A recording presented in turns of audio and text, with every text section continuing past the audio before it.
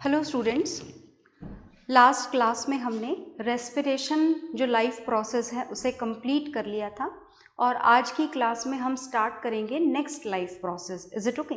और ये जो नेक्स्ट लाइफ प्रोसेस हमें आज की क्लास में स्टार्ट करना है, इसका नाम है ट्रांसपोर्टेशन। Is it okay? तो हमें ट्रांसपोर्ट करवाना है चीज़ों को, हमें ट्रांसपोर्टेशन पढ़ना है। तो ये जो ट्रांसपोर्ट हम करवाएंगे वो सबसे पहले हम किस में करवाएंगे? सबसे पहले इस ट्रांसपोर्ट के बारे में हम जानेंगे इन प्लांट्स। Is it okay? तो प्लांट्स में क्या ट्रांसपोर्ट करवाना होता है? देखिए, प्लांट्स में हर सेल अपना खाना तो खुद ही बना लेती है। Is it okay? पढ़ा है आप लोगों ने, है ना? और आपने देखा कि प्लांट्स का जो सरफेस एरिया है वो सरफेस एरिया कैसा होता है? बहुत ज़्यादा। वॉल्यूम कंपैरेटिवली कैसा होता है? कम। तो इसलिए आपने देखा कि जो ऑक्सीजन गैस है वो ब्रीथ इन करके फाइनली ऑलमोस्ट हर पार्ट अपना अलग अलग ब्रीथ इन कर लेता है। तो आप यूँ माने कि ऑक्सीजन के एज सच ट्रांसपोर्टेशन की ज़रूरत नहीं है। ब्रीथ आउट भी कार्बन डाइऑक्साइड गैस हो जाती है अपने आप ही, उन्हीं सेल्स के थ्रू, उन्हीं बॉडी पार्ट्स के थ्रू। तो फिर हमें जानना है कि आखिर प्लांट्स में ट्रांसपोर्टेशन होता किस किस का है। Is it okay?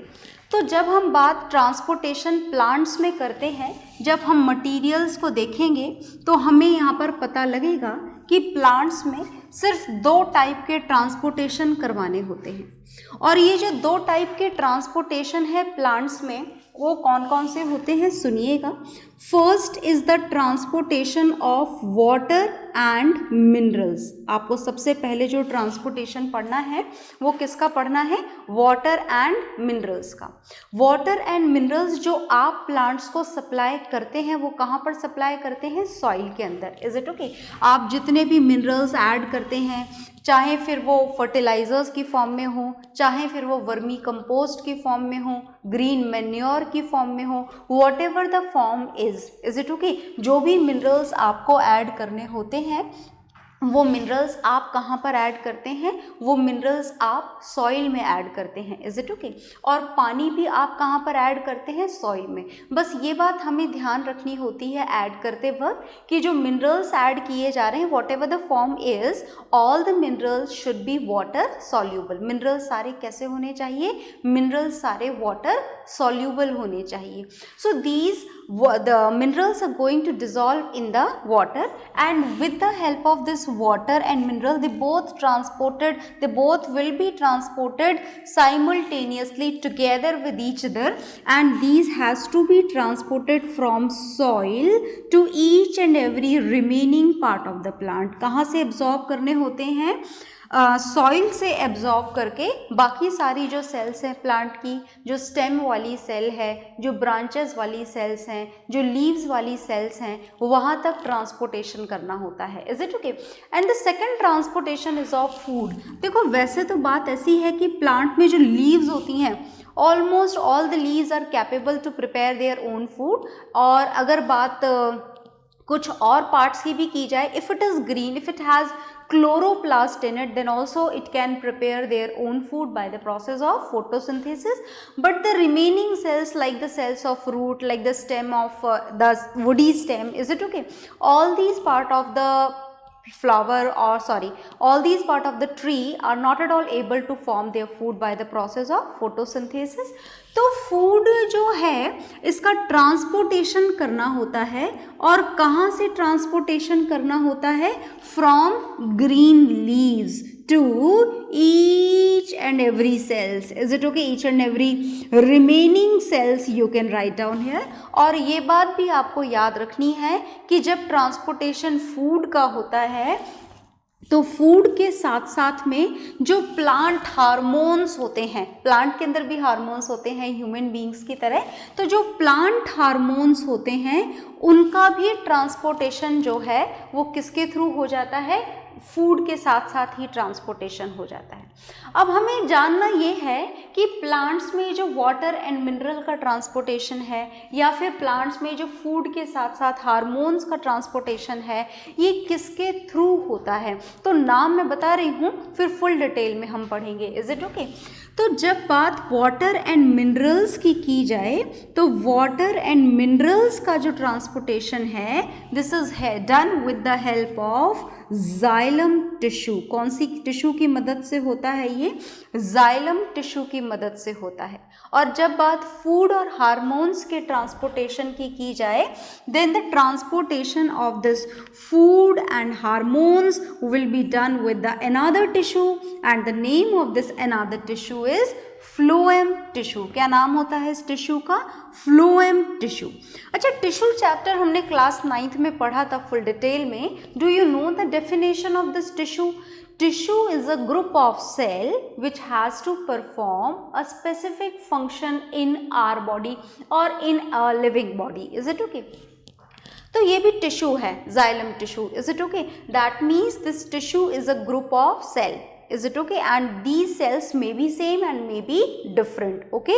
But the function which is going to perform this tissue is very fixed. It is very, you can say, decided that it has to transport water and minerals which has to be absorbed from the soil, and now it has to be reached to each and every cell.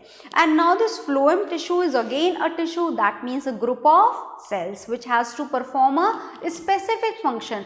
Then what the function is assigned to this phloem tissue? The function of transportation of food with hormones is assigned to this tissue which is phloem tissue. And again, as it is a tissue, so it may have the same type of cell as well as the different types of cells. Is it okay? तो चलिए हम xylem और phloem को full detail में पढ़ेंगे और उससे पहले आप इसको नोट डाउन कर लीजिए. ओके तो आपने नोट डाउन कर लिया होगा. मैं बार बार बताती हूँ आपको, आप वीडियो पॉज करके नोट डाउन करा करें. और अब हम पढ़ने जा रहे हैं इस जाइलम टिश्यू को हम फुल डिटेल में पढ़ेंगे. तो बहुत ध्यान से सुनिएगा कि आखिर ये वाटर एंड मिनरल का ट्रांसपोर्टेशन करता कैसे है. Is it okay? तो चलिए हम शुरू करते हैं जाइलम टिश्यू को पढ़ना. बहुत ध्यान से सुनना, बहुत इम्पॉर्टेंट है. वैसे तो देखो सब कुछ इम्पॉर्टेंट होता है और स्पेशली तब जब आपके एग्ज़ाम में मल्टीपल चॉइस क्वेश्चंस आते हों तो आपके हर एक पॉइंट की इम्पोर्टेंस बहुत ज़्यादा बढ़ जाती है, क्योंकि किसी भी पॉइंट में से MCQ फ्रेम हो सकता है ना. तो हम जो पढ़ने जा रहे हैं, हम पढ़ने जा रहे हैं स्ट्रक्चर ऑफ जाइलम टिश्यू.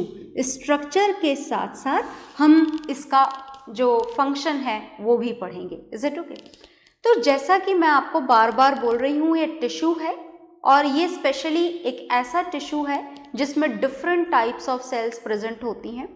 वैसे अगर फुल डिटेल में जाना जाए तो जाइलम टिश्यू में 4 टाइप की सेल्स होती हैं, पर हम यहाँ पर 2 टाइप की सेल्स ही पढ़ेंगे. Is it okay? तो जो सबसे पहले हमको यहाँ पर पढ़नी है वो है जाइलम वेसल्स. नाम मैं लिख रही हूँ, ध्यान से देखिएगा. हमको सबसे पहले पढ़नी है जाइलम वेसल्स, ये सेल का नाम है. Is it okay? जो दूसरी आपको यहाँ पर पढ़नी है वो है ट्रैकियड्स. तो ये जो मैंने आपके सामने 2 नाम लिखे हैं, these are the cells by which the tissue xylem tissue is made up of. Okay, तो चलिए हम पहले जाइलम वेसल्स का स्ट्रक्चर जानते हैं. मैं बताती हूँ आपको जाइलम वेसल्स का स्ट्रक्चर. तो सबसे खास बात इन दोनों की ही, जाइलम वेसल्स की भी और ट्रैकियड्स की भी, ये है कि ये दोनों नॉन लिविंग सेल्स हैं. कैसी सेल्स हैं ये? Non living cells, dead cells हैं ये. Is it okay? और डेड सेल्स होने के कारण, जैसा कि मैंने आपको बताया था, ये भी डेड है और ये भी डेड है. मैंने आपको थोड़ी देर पहले बताया था कि प्लांट्स में बहुत ज़्यादा ट्रांसपोर्टेशन की ज़रूरत नहीं होती है ह्यूमन बीइंग्स की तरह या फिर अदर लिविंग बीइंग्स की तरह. अब इसका कारण मैंने आपको बताया था, और इसका साथ ही साथ में एक कारण ये भी है कि प्लांट के अंदर ढेरों सेल्स तो डेड होती हैं और जब सेल्स डेड हो जाती हैं then they do not need any type of nutrition, any type of respiration, and as they do not need nutrition, respiration and any other life process, because of that also less transportation in plants is required. Is it okay? तो चलिए आगे देखिए, मैं xylem vessels का structure यहाँ पर बनाने जा रही हूँ। ये जाइलम वेसल्स हैं, ध्यान से देखिएगा, ये हैं जी जाइलम वेसल्स। एक ट्यूब्यूलर स्ट्रक्चर होता है, एक ड्रेन पाइप की तरह। अब आपको समझ में नहीं आ रही होगी मेरी बात, आप सुनते जाइए। ये देखिए पाइप के जैसा स्ट्रक्चर है इसका, है ना, ये पाइप के जैसा स्ट्रक्चर। अब आप समझ रहे हो कि मैं पाइप किसे बोल रही हूँ यहाँ पर, तो मैं बताती हूँ कि मैं पाइप किसे बोल रही हूँ। जैसे मैंने फिलहाल ये आपके सामने एक जाइलम वेसल बना दी है, एक जाइलम वेसल है ये, तो देखो ये बीच में से पाइप ही तो है ना, तो ये ड्रेन पाइप की तरह काम करता है ये। तो ये सिर्फ एक पाइप है जाइलम वेसल, उसके अलावा कुछ भी नहीं। मतलब बहुत बड़ा कोई कॉम्प्लिकेटेड सा process transportation of water and mineral नहीं है प्लांट्स के अंदर। It is a very simple process, just like you are going to have the cold drink with the help of a straw. बिल्कुल उतना सही प्रोसेस है जैसे आप कोल्ड ड्रिंक पीते हो स्ट्रॉ से, बिल्कुल उसी तरीके से प्लांट की सारी लीव्स इस वाली स्ट्रॉ से वाटर एंड मिनरल्स पीती हैं। Is it okay? तो this is a very simple process, this is only a suction process and the xylem vessel is just like a straw, है ना, straw for each and every leaf. बस इतना ही समझना है आपको। तो मैंने आपके सामने यहाँ पर जाइलम वेसल बनाई है, मतलब ये मैंने आपके सामने एक सेल बनाई है। Is it okay? Single cell. और इस सिंगल सेल की सबसे खास बात मैं आपको बता चुकी हूँ कि ये सेल कैसी है, डेड सेल है। और डेड सेल होने के कारण ध्यान से देखना, आप ये देखो इसकी सेल वॉल और ये सेल मेम्ब्रेन। अब यहाँ पर क्या भरा हुआ होना चाहिए? सेल वॉल किसकी बनी हुई होती है नॉर्मली प्लांट्स में? आपने पढ़ा था क्लास 9th में, और हमें नहीं याद है तो मैं आपको दोबारा याद दिला देती हूँ कि जो सेल वॉल है वो नॉर्मली प्लांट सेल्स के अंदर सेल्यूलोज की बनी हुई होती है। किसकी बनी हुई होती है? सेल्यूलोज की। पर ये जो आपको सेल वॉल्स दिखाई दे रही हैं, ये सेल्यूलोज की बनी हुई नहीं है। दे डू नॉट कंटेन सेल्यूलोज, इनके अंदर सेल्यूलोज नहीं होता है। तो फिर क्या होता है वो सुनिएगा। They contain a very hard material, this is lignin. क्या प्रेजेंट होता है इनके अंदर? लिग्निन प्रेजेंट होता है। आई बात समझ में? ठीक है। अच्छा देखो, आप यहाँ पर दिखाई दे रहा है आपको, ये पूरी जगह जो है ये खाली है, नो साइटोप्लाज्म, नो न्यूक्लियस। ना तो इसके अंदर कोई साइटोप्लाज्म होता है, ज़रूरत ही नहीं है इसे साइटोप्लाज्म की, क्योंकि ये तो कैसी सेल है, ये तो डेड सेल है। ना तो इसे साइटोप्लाज्म की ज़रूरत है और ना ही इसे न्यूक्लियस की ज़रूरत है। Is it okay?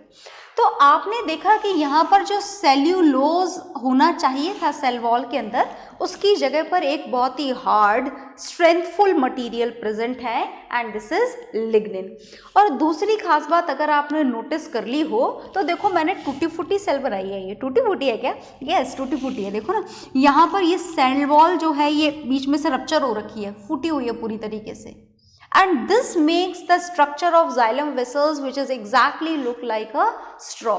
स्ट्रॉ की तरह बन गया ना स्ट्रक्चर। अगर ये पूरी सेल ऐसे पैक्ड होती तो फिर आप इसे स्ट्रॉ लाइक स्ट्रक्चर नहीं बोल सकते थे, इसीलिए पूरी तरीके से पैक्ड नहीं है। ये स्पेसेस बिल्कुल खाली होते हैं और इनके खाली होने के कारण आप बोलते हैं कि they act like a drain pipe, और जैसा कि मैंने बोला कि they act like a straw, ऐसा आप यहाँ पर बोल सकते हैं, क्योंकि इनके सेल वॉल यहाँ पर बीच में से क्या है, टूटी हुई है। अब देखो यहाँ पर ये है जाइलम वेसल्स के पतले पतले एरिया दिखाई दे रहे हैं आपको। यहाँ तक वॉल मोटी है, यहाँ पतली है, फिर मोटी है, फिर पतली है। ये देखो, इधर मोटी, फिर इधर पतली, फिर इधर मोटी, फिर इधर पतली। ये जो थिन एरियाज आपको दिखाई दे रहे हैं, these thin areas are known as pits. क्या बोला जाता है इन थिन एरियाज को? इन थिन एरियाज को बोला जाता है पिट्स। ये पिट्स में क्या खास बात है जो से एक अलग सा नाम दे दिया, पिट्स बोल दिया? खास बात ये है कि यहाँ जो मोटा एरिया आपको दिखाई दे रहा है ना, दिस वन थिक वन, इसके अंदर लिग्निन प्रेजेंट है। पर ये जो पिट्स जो आपको थिन वॉल्ड एरिया दिखाई दे रहे हैं, इसके अंदर लिग्निन प्रेजेंट नहीं है। No lignin is found in these area which has thin cell wall and these areas are known as pits। तो जाइलम वेसल्स का स्ट्रक्चर मुझे आपको जितना समझाना था उतना मैं समझा चुकी हूँ। तो ये जाइलम वेसल के बारे में एक बात आप और याद रखिएगा कि आखिर ये प्लांट्स में प्रेजेंट होती कहाँ पर हैं, कहाँ होती हैं? तो देखो बात ऐसी है कि ये प्लांट के हर हिस्से में प्रेजेंट होती हैं। They are found in roots as well as in stem as well as in branches as well as in leaf. और कोई हिस्सा तो नहीं बचा, रूट हेयर्स बच गए। Root hairs water and minerals को डिफ्यूजन प्रोसेस के थ्रू एब्जॉर्ब कर लेते हैं। Is it okay? तो बाकी सब जगह पर ये जो जाइलम वेसल्स हैं ये प्रेजेंट होती हैं प्लांट के हर हिस्से में, और बिल्कुल नॉर्मल स्ट्रॉ की तरह ये पानी नीचे से जाता है और एक जाइलम वेसल से दूसरी जाइलम वेसल में, दूसरी से तीसरी जाइलम वेसल में, and goes to branch, here branch to branch, from leaf to leaf. हर जगह पर पानी के साथ साथ मिनरल्स ट्रांसपोर्ट हो जाता है। Is it okay? तो ये जाइलम वेसल, अब हमारा जो क्वेश्चन है कि आखिर पानी फोर्स ऑफ ग्रेविटेशन से नीचे आना चाहिए, ये पानी फोर्स ऑफ ग्रेविटेशन को अपोज करके ऊपर कैसे जा रहा है? जैसे भाई कोल्ड ड्रिंक तो स्ट्रॉ से ऊपर इसलिए जाती है क्योंकि हम उसको सक कर रहे होते हैं, इसलिए जाती है ना। यहाँ पर पानी और मिनरल ऊपर कैसे जा रहे हैं? क्या लीफ वाटर को सक कर लेती है? दैट विल सी लेटर, थोड़ी सी देर बाद जानेंगे। फिलहाल हमने जाइलम वेसल का स्ट्रक्चर जान लिया है और साथ ही साथ में आप ट्रैकिएट्स का स्ट्रक्चर भी जान लें। फिर हम एक साथ जानेंगे कि आखिर लीफ वाटर को सक कैसे करती है, किस तरीके से सक्शन क्रिएट होता है। हम स्ट्रॉ से जैसे कोल्ड ड्रिंक पीते हैं, कोल्ड ड्रिंक नीचे से ऊपर आती है, ऐसे पानी और मिनरल नीचे से ऊपर कैसे जाते हैं ये अभी हम जानेंगे थोड़ी सी देर बाद। तब तक ट्रैकिएट्स का स्ट्रक्चर देखिए जाइलम वेसल के साथ साथ जैसे ये थोड़ी मोटी ट्यूब है, इसी के साथ साथ ट्रैकिएट्स भी प्रेजेंट होते हैं, है ना। ट्रैकिएट्स का स्ट्रक्चर कैसा होता है? कुछ ऐसा होता है। Is it okay? This is tracheid. ये एक ट्रैकिएड, एक सेल का स्ट्रक्चर मैंने आपके सामने बनाया है और इसकी खास बात कि ये डेड है, नॉन लिविंग सेल है, ये मैं आपको पहले ही बता चुकी हूँ। Is it okay? तो ये है ये जाइलम वेसल और ये है ट्रैकिएड।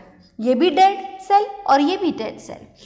तो अगर बात हम फ्लावरिंग प्लांट्स की करें, फ्लावरिंग प्लांट का मतलब जिसमें फ्लावर्स होते हैं, आते हैं, उनके अंदर वाटर एंड मिनरल्स का ट्रांसपोर्टेशन जाइलम वेसल्स और ट्रैकिएट्स दोनों मिलकर करते हैं। पर बात अगर नॉन फ्लावरिंग प्लांट्स की जाए तो वाटर एंड मिनरल का ट्रांसपोर्टेशन सिर्फ और सिर्फ कौन करता है? ट्रैकिएट्स करते हैं। याद रहेगा ना, फ्लावरिंग प्लांट के अंदर कौन करता है? दोनों, जाइलम वेसल्स भी और ट्रैकिएट्स भी। और नॉन फ्लावरिंग प्लांट के अंदर कौन करता है? Only tracheids. Is it okay? याद रखना। अब चलिए ट्रैकिएट्स को हम थोड़ा सा जानते हैं। आप देख रहे हैं ट्रैकिएट्स के अंदर भी लिग्निन प्रेजेंट होता है। क्या प्रेजेंट होता है? ट्रैकिएट्स की सेल वॉल में भी लिग्निन। और देखो मेरी बात सुनो कि ये जाइलम वेसल की सेल वॉल में भी लिग्निन और ट्रैकिएट की सेल वॉल में भी लिग्निन। और जैसा कि मैंने आपको बताया कि लिग्निन कैसा मटेरियल होता है? बहुत ही हार्ड मटेरियल होता है। लिग्निन कैसा मटेरियल होता है? हार्ड। अब सुनना ध्यान से, हार्ड होने के कारण ही ये जाइलम वेसल और ट्रैकिएट जहाँ जहाँ प्रेजेंट होते हैं उस पार्ट को ये क्या बना देते हैं? हार्ड, मजबूत, वुडी ऐसा बना देते हैं। कौन बना रहा है ऐसा? ये जाइलम वेसल्स और ट्रैकिएट्स की presence, because they have a very hard material in them and this material is known as lignin. तो प्लांट्स की वुड को हार्ड, स्ट्रेंथफुल कौन बनाता है? Xylem vessels and tracheid. क्यों बनाते हैं? Because they have lignin in them. पर आपने एक डिफरेंस देखा दोनों के अंदर, ये जाइलम वेसल की जो सेल वॉल है ये बीच में से रप्चर है, टूटी हुई है, पानी का मूवमेंट आसानी से पाइप की तरह हो जाता है, पर वो जो ट्रैकिएट्स हैं वो ऐसे टूटे हुए नहीं है ना, इनकी जो एंड वॉल्स हैं they don't have any type of this breakage in their cell wall, कोई ब्रेकेज नहीं होता है, but yes these cell wall and cell membrane are semi permeable, कैसी होती है, semi permeable, and these are having this structures in them, and these structures are known as pits, and here these pits are responsible for the transportation of water and mineral, water transportation of लिखना पड़ेगा जी, transportation of water and minerals is done with the help of these pits. एक के ऊपर दूसरा ट्रैकिएट, दूसरे के ऊपर तीसरा ट्रैकिएट, ऐसे ट्रैकिएट टू ट्रैकिएट टू ट्रैकिएट हमारा वाटर एंड मिनरल क्या हो जाता है, ट्रांसपोर्ट। Is it okay? कैसे एंड होते हैं इनके, ओपन एंड वॉल्स तो बिल्कुल नहीं होती हैं। तो जब भी स्ट्रक्चर ऐसे क्लोज हो रहा हो ना, ऐसे एंड्स को क्या बोलते हैं, ऐसे एंड्स को बोलते हैं टेपरिंग एंड्स। क्या बोलते हैं ऐसे एंड्स को, टेपरिंग एंड्स इसे बोला जाता है। Is it okay? तो याद रहेगा आप लोगों को, दोबारा से मैं आपको रिमाइंड करा देती हूँ, ये जाइलम वेसल है विच इज डेड, ये ट्रैकिएट है which is also dead. When we talk about the flowering plant, then they both are responsible for the transportation of water and mineral. But when we talk about the non-flowering plant, then only and only the tracheids are responsible for the transportation of water and minerals, and this is done with the help of these pits in them. किसकी वजह से होता है, पिट्स की वजह से होता है। और यहाँ कैसे होता है, बिल्कुल कोल्ड ड्रिंक की तरह से, यूँ ये पाइप है और पाइप से कोल्ड ड्रिंक इधर से उधर, इधर से उधर, इधर से उधर, जहाँ जहाँ भी जाना होता है वहाँ वहाँ पहुँच जाता है, because one xylem vessel is very closely connected with the another xylem vessel. इसके ऊपर दूसरी जाइलम वेसल होती है, उसके ऊपर तीसरी जाइलम वेसल होती है, ऐसे पूरे पेड़ में होती है, क्या होती है, xylem vessels as well as tracheids. Okay, तो अभी एक डाउट हमारे दिमाग में बाकी रह गया है कि आखिर ये जो सक्शन प्रोसेस है ये कैसे होता है। Is it okay? तो उसके लिए आप पहले ये नोट डाउन कर लीजिए, फिर मैं आपको बताऊंगी कि ये सक्शन प्रोसेस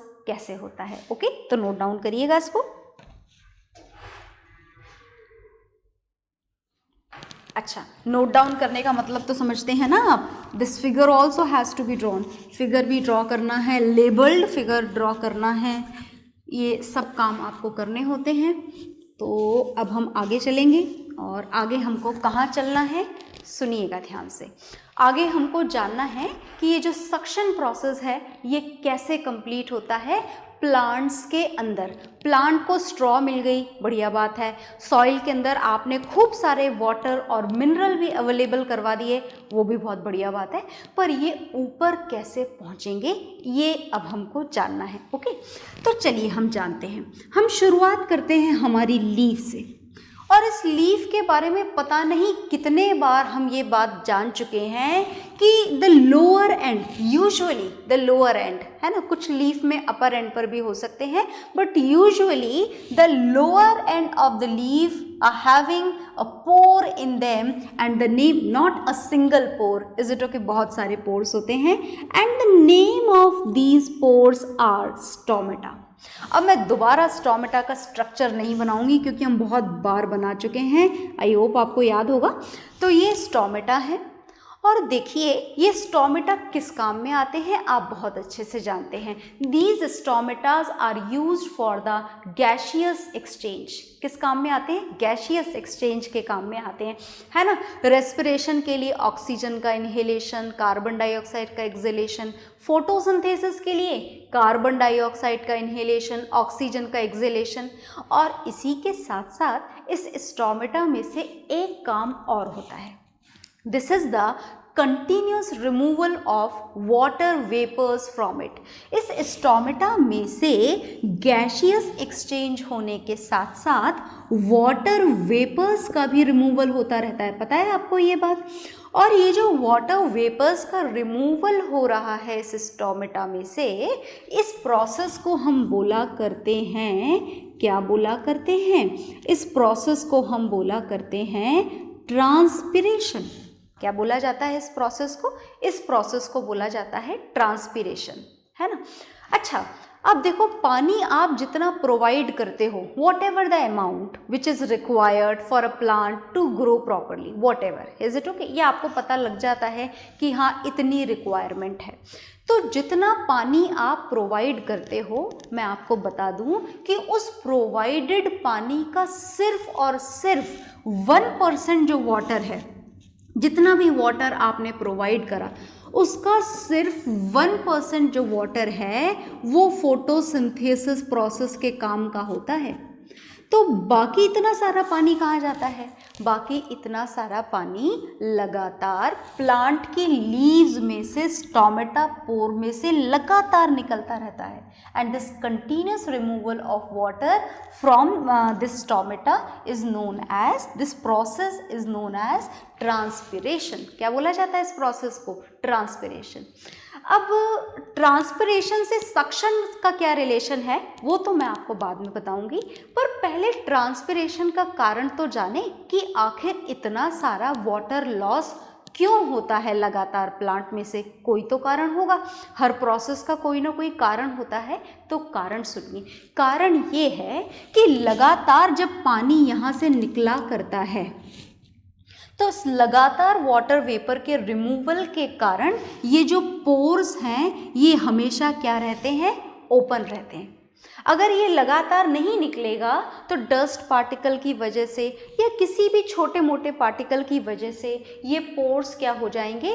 क्लोज हो जाएंगे। और अगर ये क्लोज हो गए तो स्टोमेटा से होने वाले सारे गैशियस एक्सचेंज जितने भी हो रहे हैं, है ना, oxygen, carbon dioxide, inhalation, exhalation, जो भी गैशियस एक्सचेंज हो रहे हैं वो सब भी बंद हो जाएंगे। तो ये काम है इस प्रोसेस का, ट्रांसपिरेशन प्रोसेस का। अब इस ट्रांसपिरेशन से सक्शन प्रोसेस कैसे क्रिएट होता है वो मैं आपको बताऊंगी। तब तक आप ये जो भी लिखा हुआ है उसे नोट डाउन कर लीजिए।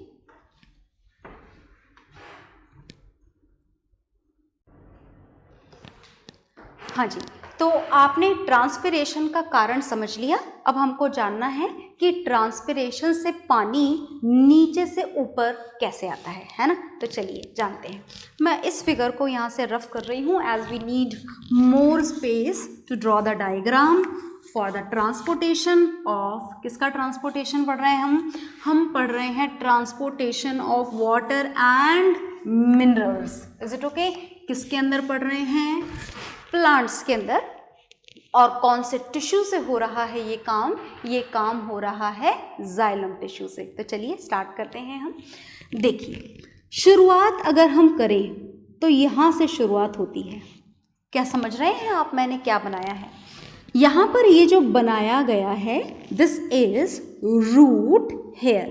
क्या बनाया गया है? Root here, which is completely surrounded by the soil particles. किससे surrounded है ये? soil particles से। Is it okay? These are the soil particles.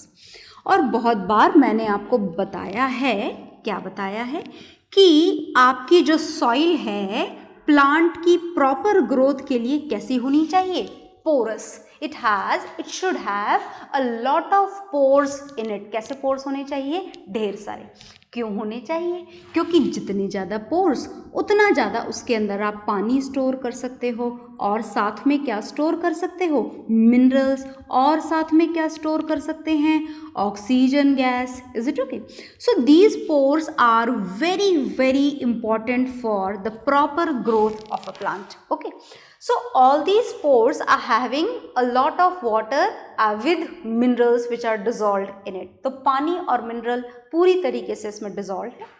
ये रूट हेयर है जिसमें डिफ्यूजन प्रोसेस से ये एंटर कर जाएंगे, और इसके बाद में बारी आएगी नेक्स्ट लेयर की। तो प्लांट की रूट्स की जो नेक्स्ट लेयर होती है, ये नेक्स्ट लेयर मैंने बनाई है, 1 सेल थिक होती है, ये एक ही सेल आती है। 1 सेल थिक का मतलब समझ गए ना, इस लेयर में एक सेल होगी, ऐसा नहीं कि एक सेल की लेयर फिर दूसरी सेल की layer, not like that. This first layer is known as epidermis. इस फर्स्ट लेयर को क्या बोला जाता है? Epidermis, outer most layer of root. यहां पर पानी डिफ्यूजन से एब्जॉर्ब हुआ, फिर एपिडर्मिस में गया, और एपिडर्मिस के बाद में एक थोड़ी मोटी लेयर मैंने बनाई है, दिख रही होगी आपको ये मोटी। मोटी का मतलब समझे ना, लेयर कहां से कहां तक शुरू हो रही है, अभी बताते हैं।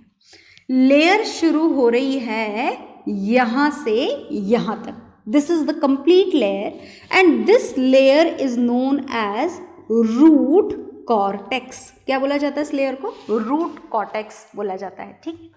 फिर इसके बाद में inner most layer of this, of what? Inner most layer of roots, and this inner most layer of roots is known as endodermis. क्या बोला जाता है इसको? Endodermis, right. तो यहाँ पर रूट हेयर में पानी एंटर हुआ डिफ्यूजन से, फिर यहाँ पहुँचा एपिडर्मिस में, फिर एपिडर्मिस से cell to cell root cortex में ऑस्मोसिस प्रोसेस से, फिर यहाँ से एंडोडर्मिस में ऑस्मोसिस प्रोसेस से। और इन सारी चीज़ों को कवर करने के बाद में अब आ गई है बारी, किसकी बारी आ गई है पहचाने की आप इसको? This is root xylem. अब पानी कहाँ पर एंटर हो गया है? रूट जाइलम में। तो यहाँ तक का काम तो ऑस्मोसिस और डिफ्यूजन से कंप्लीट हो जाएगा, राइट। अब पानी रूट जाइलम में एंटर हो चुका है। रूट जाइलम के बाद में बारी आएगी xylem which is present in the stem.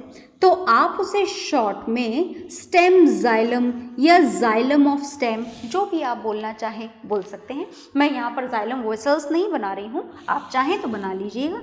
मैं तो यहाँ पर सिंपल ये ट्यूब्यूलर स्ट्रक्चर बना रही हूँ, जो आपको याद रखना है कि this is made with the xylem vessels और ट्रैकिएट्स, ओके। तो पानी अब यहाँ पहुँचा, यहाँ से यहाँ पहुँचेगा, यहाँ से लीफ जाइलम में पहुंचेगा। कहां से पहुंचेगा? लीफ जाइलम में, xylem which is present in the leaf. तो लीफ जाइलम बोल दीजिए आप। और लीफ में अब पहुंच ही चुका है पानी, तो यहां पर पोर्स प्रेजेंट हैं। कौन से पोर्स प्रेजेंट हैं? स्टोमेटा वाले पोर्स। और स्टोमेटा में से लगातार किसका रिमूवल हो रहा है? वाटर का। कौन से प्रोसेस से? ट्रांसपिरेशन प्रोसेस से। So this is the pathway of movement of water. ये रास्ता है ना? किसका रास्ता है ये? वाटर और मिनरल के ट्रांसपोर्टेशन का। सबसे पहले रूट हेयर ने एब्जॉर्ब करा, फिर एपिडर्मिस लेयर में गया, फिर रूट कॉर्टेक्स लेयर में, फिर एंडोडर्मिस में, फिर रूट जाइलम में, फिर ये जाइलम ऑफ स्टेम में या स्टेम जाइलम में, और फिर लीफ जाइलम में, और यहाँ आपकी लीफ तक पानी पहुँच गया। ये तो हमने ट्रैक पढ़ा कि इस रास्ते से जाता है पानी। अभी भी एक बात जानना बाकी है कि पानी ऊपर कैसे गया, है ना? तो सुनिए ध्यान से। ये जो लीफ है, इस लीफ में से लगातार वाटर का क्या हो रहा है? रिमूवल। कौन से प्रोसेस से? ट्रांसपिरेशन प्रोसेस से। और लगातार वाटर के रिमूवल के कारण ये जो अपर पोर्शन है, यहाँ पर जो वाटर की कॉन्सेंट्रेशन है, जो वाटर का प्रेशर है, वो कैसा हो जाता है? लो, क्योंकि यहाँ का पानी तो ट्रांसपिरेशन से बाहर निकाला जा चुका है। And this root xylem is completely filled with the water and mineral, as we have supplied a lot of water and mineral to it. Is it okay? And because of that, the pressure of water is very high in the lower area. तो बस काम हो गया। यहाँ पर pressure high है, यहाँ पर लो है, so it start moving in the upward direction. पानी किधर से किधर मूवमेंट शुरू कर देगा? नीचे से ऊपर की तरफ, क्योंकि यहाँ पर प्रेशर का डिफरेंस किसने क्रिएट करा है? ट्रांसपिरेशन प्रोसेस ने। Is it okay? तो now by this the transportation of water and minerals in plants is done. ये कंप्लीट हो चुका है। मैं साइड में हट रही हूं, आप इस फिगर को नोट डाउन करेंगे, ओके?